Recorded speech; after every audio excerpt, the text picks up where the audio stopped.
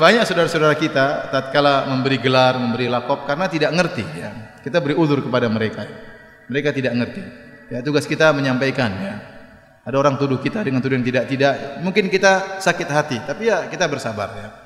Jangankan kita, Nabi SAW dituduh dengan tuduhan yang tidak, beliau juga sakit hati. Beliau seorang nabi tapi juga merasakan sakit hati karena Nabi SAW memiliki sifat manusia sebagai ujian. Allah sebutkan dalam Al-Quran, وَلَقَدْ نَعْلَمُ أَنَّكَ يَضِيقُ صَدْرُكَ بِمَا يَقُولُونَ. Sungguh kami tahu bahwasanya dadamu sesak wahai Rasulullah akibat apa yang mereka katakan. Berarti Rasulullah SAW juga merasakan sakit hati tatkala dituduh dengan tuduhan yang tidak. Baik, banyak orang saudara-saudara kita menuduh kita dengan Wahabi ya. Maka mungkin mereka tidak tahu siapa Syekh Muhammad bin Abdul Wahhab rahimahullahu taala. Apalagi banyak orang-orang Syiah yang menyebarkan isu bahwasanya Wahabi mengkafirkan kaum muslimin, Wahabi suka menumpahkan darah kaum muslimin ya, dan macam-macam tuduhan. Wahabi mengharamkan ziarah kubur, Wahabi mengharamkan salawat kepada Nabi sallallahu alaihi wasallam, tuduhan yang dihembuskan. Kemudian tuduhan-tuduhan tersebut disambut oleh sebagian saudara-saudara kita. Akhirnya semakin besar tuduhan tersebut. Dan ini semua adalah tuduhan tidak benar. Kita mengatakan kenyataan mendustakan itu semua. Kita tahu Raja Wahabi, Raja Salman ya, di antaranya. Hafizahullah ta'ala. Hari ini saya baru dapat kabar dia menyuruh seorang wartawan diberhentikan dari pekerjaannya dan koran dipermasalahkan, dikasuskan. Kenapa? Karena wartawan tersebut memuji dia berlebihan.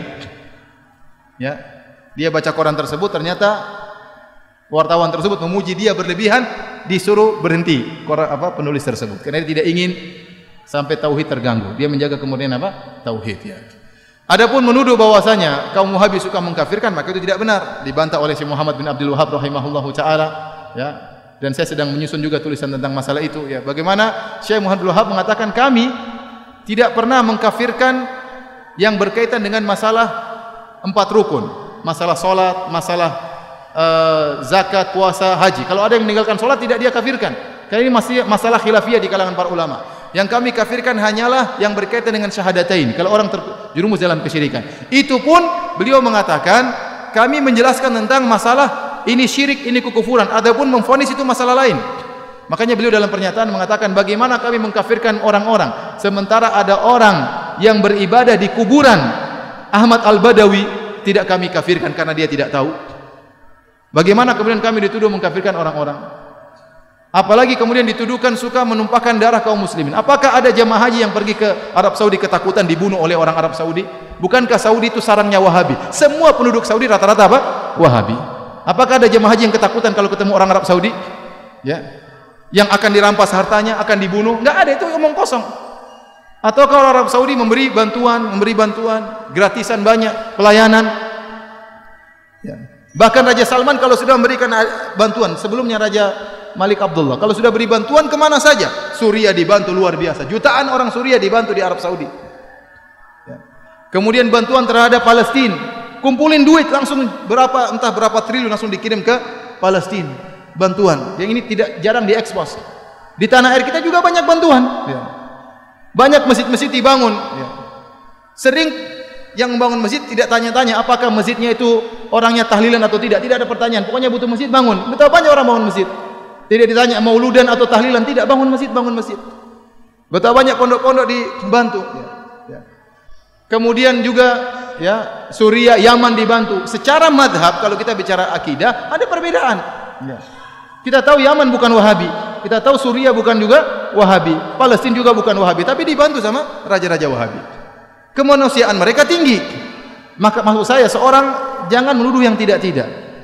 Kalau dia menuduh bahwasanya Syekh Muhammad bin Wahhab melarang untuk ziarah kubur, tidak benar. Kita suruh ziarah kubur, yang tidak boleh kalau minta kepada penghuni kubur ya. Dilarang bersolawat. Saya bilang kita tiap hari bersolawat, Allahumma sholli ala Muhammad sallallahu alaihi wasallam, berulang-ulang dalam ceramah kita bersolawat ya. Yang dilarang mungkin solawat yang mengandung mana-mana kesyirikan, itu yang dilarang. Adapun kalau solawat yang sunnah silakan ya.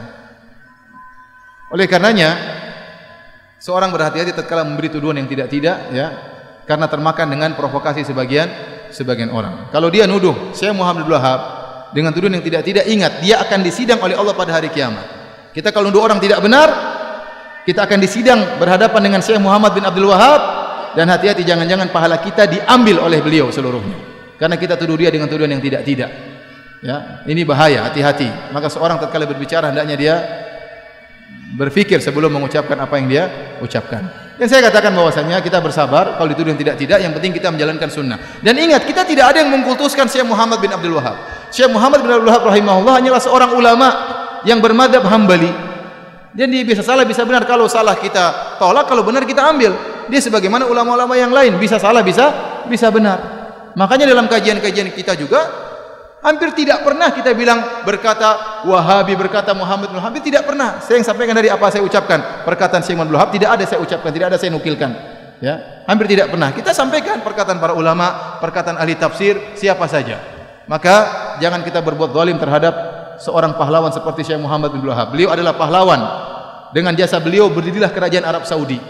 Dengan jasa beliau berdirilah kerajaan Arab Saudi. Yang sekarang kita bisa merasakan kenikmatan adanya kerajaan Arab Saudi. Ya.